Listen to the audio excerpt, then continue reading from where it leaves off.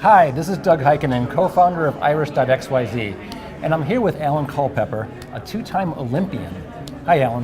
Hi, thanks for having me. How did you get started in running? Was it at an early age, or what happened that you realized that you could do this? It's definitely by accident. It's one of those things where running kind of finds you.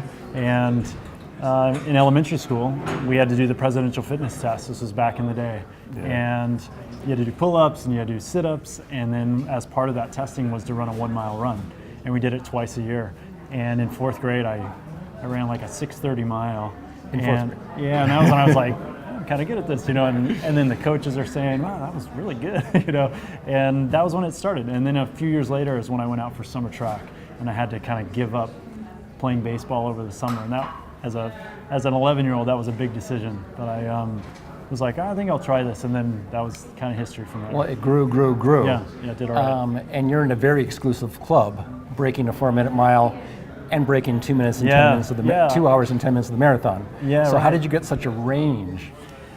Well, I think it's partially just my talent package, but partially it's preparation, and I'm really proud of that combination of running under 4 minutes for 1 mile and under 5 minutes for 26 miles, because I think it solidifies what I was good at, which was knowing what I was training for, and then adjusting my preparation accordingly for that distance. So a lot of people can run, but not a lot of people can race.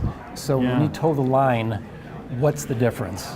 Oh gosh, the difference is definitely a mentality of how you're going into it, and your thought process and the things you're telling yourself in the race, the self-talk, and then having plan, like actually having a race plan. A lot of people go into these things just kind of hoping it's going to work out, and the longer the distance, the more critical the plan becomes. It doesn't mean you're not going to deviate from it, but just having some framework to kind of wrap your head around it and to give you confidence in that, and then to structure it so you can break it up into segments. So that's a big part of it. There's a lot of people they haven't practiced the skill sets to go into it and successfully execute on race day. Which is a lot about what you can do in business as well. Yeah, of course. Yeah, I mean, I always have felt running is the metaphor for life, but it's very applicable to business and financial planning. There's a lot of overlap with how those two dynamics work. So let's talk just a bit about battling your inner self. You're at a marathon, you're at 1 hour and 50 minutes, 2 hours, and you got less than 2 miles left.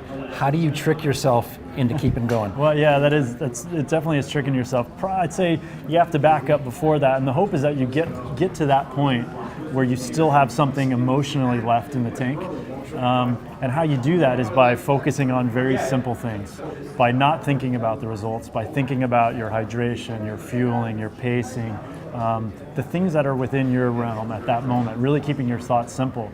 Once you get to the end is when you can let the emotion come out and really say, all right, now you can dig to that next level of saying, this is why I've put in all this time and sacrifice, and why my family has sacrificed is to accomplish this goal.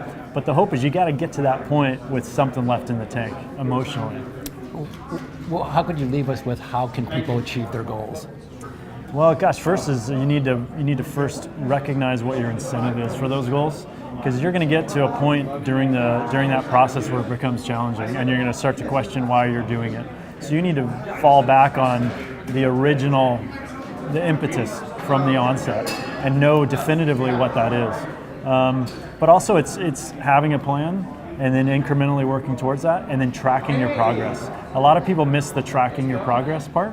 And so as they get through the inevitable ups and downs that come with preparation, they kind of have nothing to go back to revert back to really solidify all the work that they have put in. So I'd say keeping some sort of a training diary, some sort of a training log really is the final piece that a lot of people miss. Thanks for joining us. My pleasure.